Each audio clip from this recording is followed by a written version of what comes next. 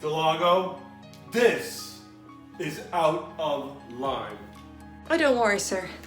I made myself right at home. We found a missing search party.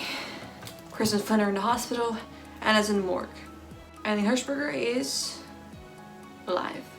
What? The only reason why she miraculously survived was because during the fall she landed near shelter and water. And they made it back too. A construction worker found her near the highway. When the car she was driving broke down, she's in an induced coma. You know, during this whole investigation, I was wondering, why haven't we noticed all these mass murders in such a small town? Why had no one in 10 years put the pieces together?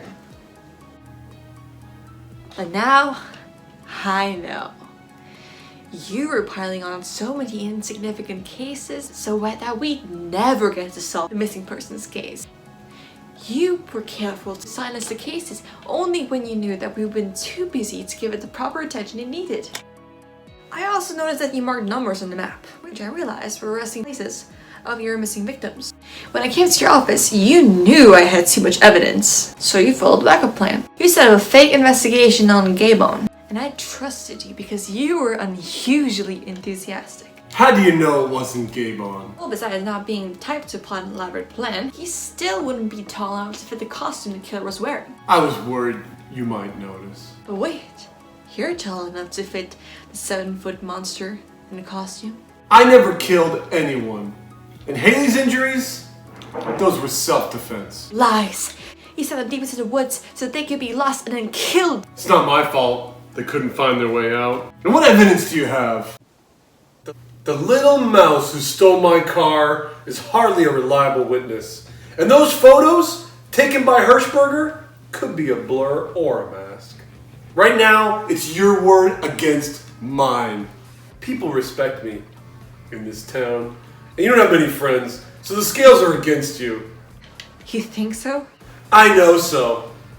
And if you even whisper what you know, I will ruin you. I will fire you for sexual relationships with prisoners, or raid your home for the discovery of a shipment of drugs. You know, you knew what would happen if you came over. So why did you come? I wanted to make sure, and I wanted to know what makes you do this. I visit my sister twice a year. While the adults are getting drunk, I watch my nephews play their video games. In one of them, they build a theme park, zoo, or a home, which seems innocent until the player gets bored and finds creative ways to kill the characters.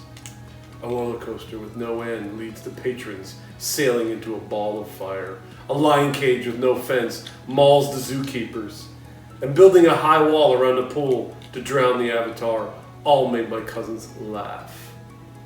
The game meant death as a punishment. The player sees a challenge. This is a game to you? It's life without inhibitions. If you keep quiet, I'll let you either have an early retirement or transfer to a new station. Also, I have the recorder. What? I'm not stupid. Your evidence is flimsy at best. New an admission from me would confirm my guilt. Now hand it over. You got me. I got the recorder here. Of course! I know how you think. Right. Only, you got 2 things wrong. 1, you overestimated my intelligence. I knew outsmarting would be impossible. And 2, perhaps I'm more of a bleeding heart martyr than you think.